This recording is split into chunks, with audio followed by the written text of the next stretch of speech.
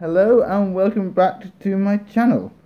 So today I'm going to be talking about the Eldar, as they're now called in 8th edition, Eldari, and all their many, I want to say factions, sub-factions. So before mankind went on this great crusade, the Eldar ruled the galaxy, literally. They populated every single corner they had. That's why the Eye of Terror is where it is, virtually.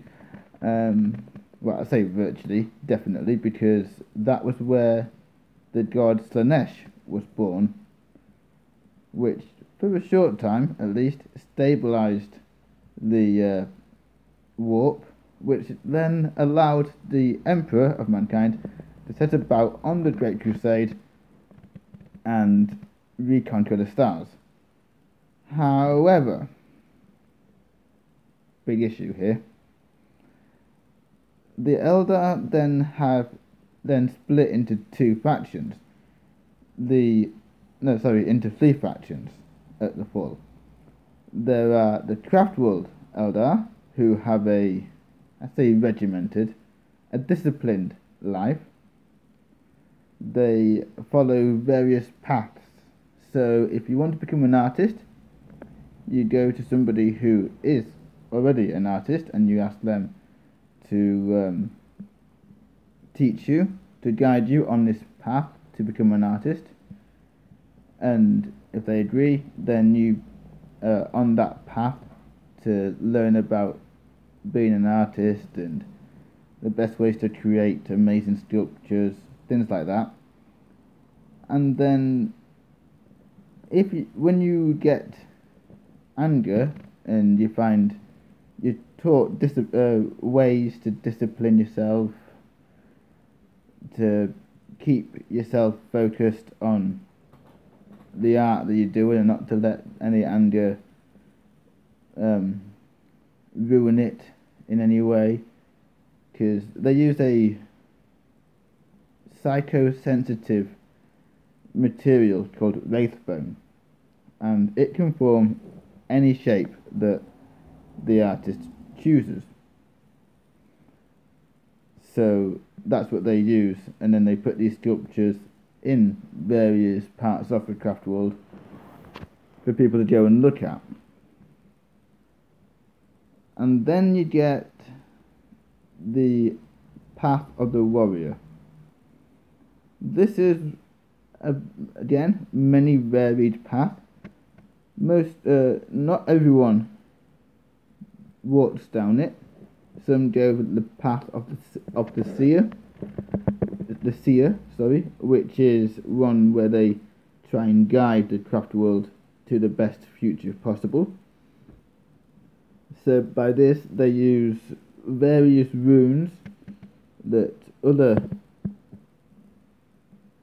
seers have created or that have been made for them by special bone singers. I've got a video on a bone singer coming at some point. Just a little disclosure there. So you'll see the actual model. So yeah, you get this. They have these runes that they use to safeguard themselves when they're scrying the future. Imagine a tapestry. Every farseer, or seer in general here, takes one thread of that tapestry and then tries to follow it all the way through to the end. And sometimes that leads to war, other times it doesn't. And then they can communally either follow one path, follow multiple paths. It varies, generally depending on the seers, etc. And the Eldar, as I say, when they ruled the galaxy, they were a fairly peaceful race. I mean, aside from the massive schism that caused Slanesh's birth, which formed the Dark Eldar and the Craft World Eldar, because the Eldar who saw it coming went, we're going to jump on these gigantic planet-sized ships and sail around the universe, around the galaxy in safety. So you can say that the Eldar caused it all. The Eldar tried to prevent it, actually, weirdly enough. And then, more recently, there's been another Eldar faction spring up. So before you had the Craft World, the Dark Eldar, and the Harlequins, the main three. Harlequins serve one of the Eldar gods, Chegarak, the Laughing God. Please excuse me if I get these mixed up, because Chegarak or Chegarak, as some people pronounce it, and Loek are both elven or elf gods. Seriously, Games Workshop, can you not make a fantasy future, or a fantasy battle, or a far future fantasy battle where you don't have elves? Seriously? That's basically Eldar are space elves in space. Basically, they're weak, they have good armor, they have excellent guns, excellent technology, but one of the best ways to describe them would be a paper plate. They can't take the hits, but they can put up a decent fight. And that's just the average Eldar. Anyway, I'm off track now. So yeah, so you got the main three: the Dark Eldar, the Craft World Eldar, and the Harlequins. The Harlequins try and play a role to unite the Dark Eldar and Craft World, but that's not always possible. They have a deep distrust for each other, the Craft Worlds and the Dark, because, well, the Dark Eldar technically worship Slanesh in a perverse way, but then again, the Dark Eldar are all about the whips, the hooks, the chains, etc. They don't really, normal to a Dark Eldar is transferring your soul from a dying body to a healthy body against the healthy body's owner's will. So it doesn't matter who you are or what you are. If they want to move their spirit around, they will find a way, and that way is usually painful.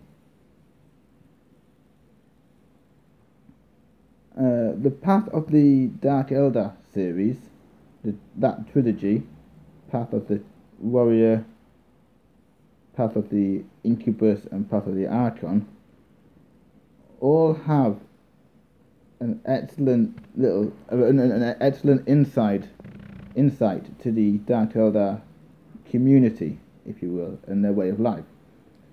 Because in there you find about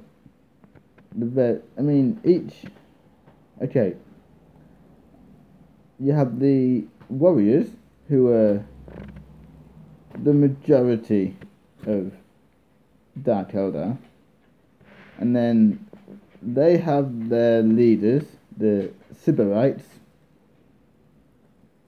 who, as I say, they're leaders on a squad-based level, anyway. Above them, you have what are known as Trueborn. These are Dark Eldar who have been born the natural way. Because the Dark Eldar, really, they can run low on numbers because their entire birth cycle, well, let's just say non-existent, or so slow it might as well be non-existent. So to have an actual true-born son, or son, daughter,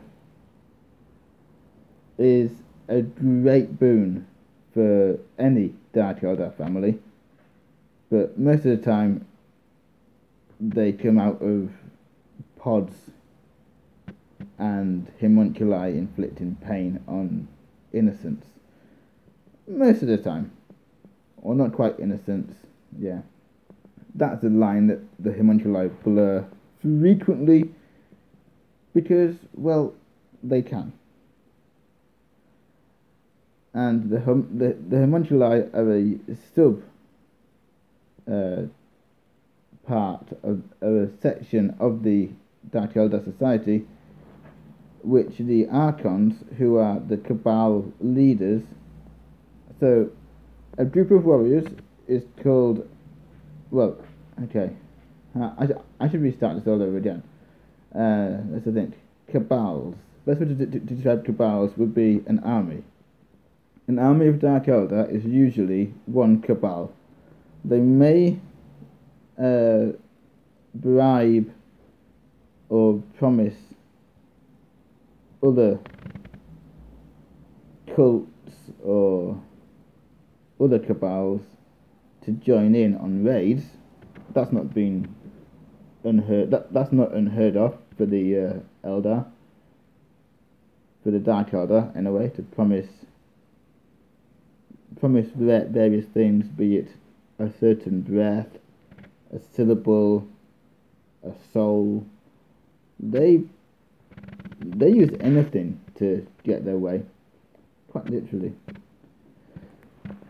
And yeah, they work on a system of almost promise and reward. And if the reward isn't high enough, then stuff you, they won't help you. If you backstab them, as you know, everybody backstabs everyone else in the Dark City. Craftworld Eldar are all about, I want to say, honesty and integrity, and to a degree that is right. They are about the honesty and integrity of the path. They follow the path. Everyone does their bit on the respective paths, and everything goes well. All well and good. Then there's the Harlequins, who visit each city respectively and will go around the craft worlds, and they are Eldar usually who've been around since the fall of the Eldar, which is when Silence is born. And these Eldar make a point of putting on a show about the fall of the Eldar, just to remind everyone, don't become complacent. This is what happened last time we became complacent. A god was born and our race is now virtually destroyed.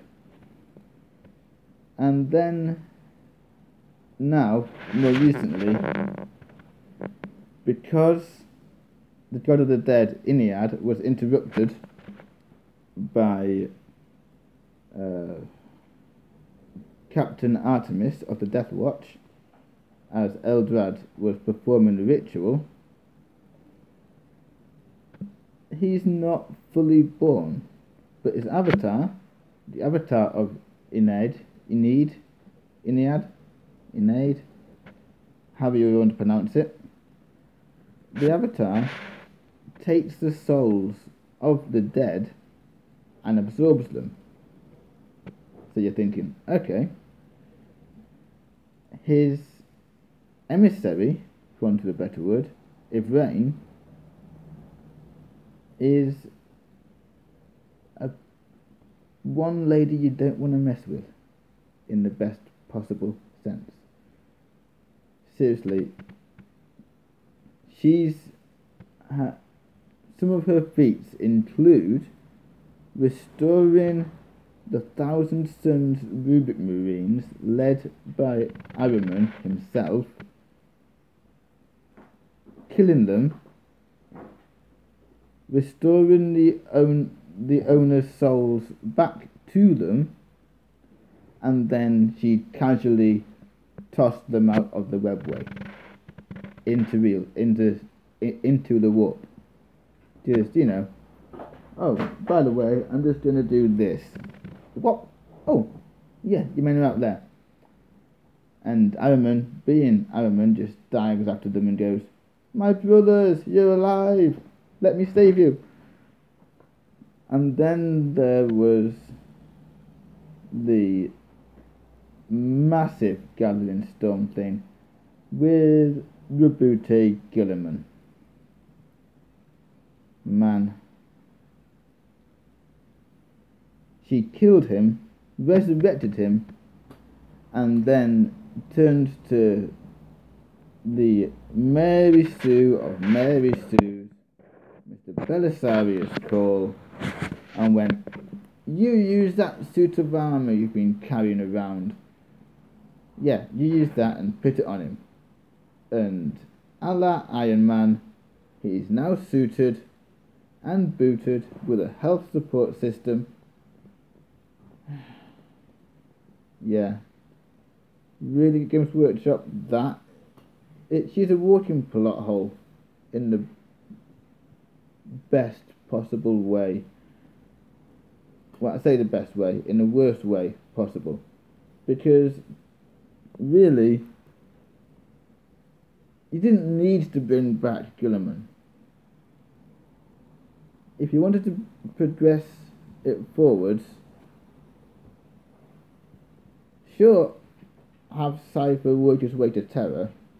That's, you know, people have been theorising that was his plan all along. So, yeah, I mean, you've got 6 loyalist Primarchs that you could have brought back. Gulliman, who you did, Korax, the Khan, Vulcan, Lionel Johnson, Lehman Russ. Yeah, those are the Primarchs that we know about, and Regal Dawn. So that's 8 Primarchs you could have brought back, 7 others you could have brought back instead of Rabute Gulliman. Anyone would have made more sense. Well, Russ wouldn't have made more sense, actually, now I think about it. But the Lion certainly would have made sense. We know he's sleeping, waiting for the final battle. We know he's in the rock. It's written in the Dark Angel's Codex. So all the Dark Angel players know that he's in the rock. Every single one of us. And yes, I collect Dark Angels. Anyway, he would make more sense because, well, he's a lion. He's distrusting of Rabute Gilliman. So if you bring anyone back, Lion has possibly the most going for him, plus you don't need to do a big end times battle. Whereas if you bring Russ back, you've written yourself into another corner where you need to do the Wolf Time, which is the end of all end of all time battle. So yeah, The Inari, as they're now called, follow Ivrain and the avatar of Enid, around the galaxy now. So, and they have the Visarch as Ivrain's protector. And then okay, so as I mentioned earlier, there's the Path of the Warrior. This might be its own separate video. I'm not sure yet. Probably will be, as the Dark Eldar will be, and the Harlequins.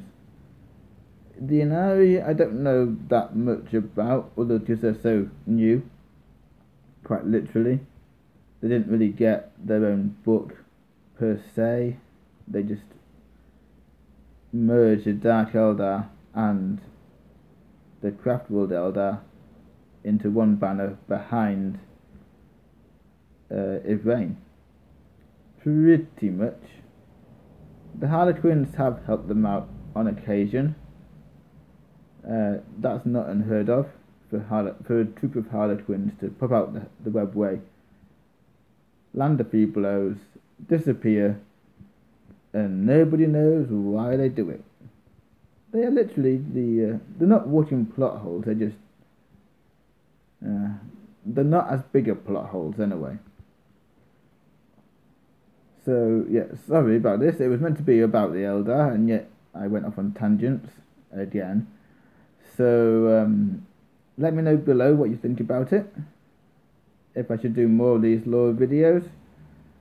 And yeah, I can't wait for the new year. That's all I can say about that, because Gaz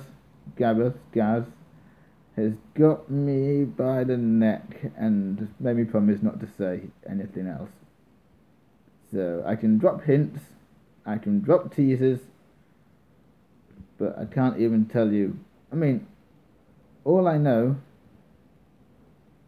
is it's a campaign, and there's what, 5 different books in this.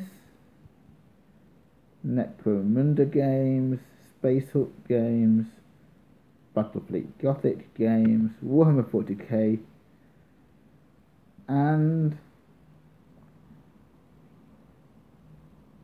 oh yeah, that was it. We get Lords of War, so Apocalypse. Yeah. So, thank you for watching, and I shall see you all next time.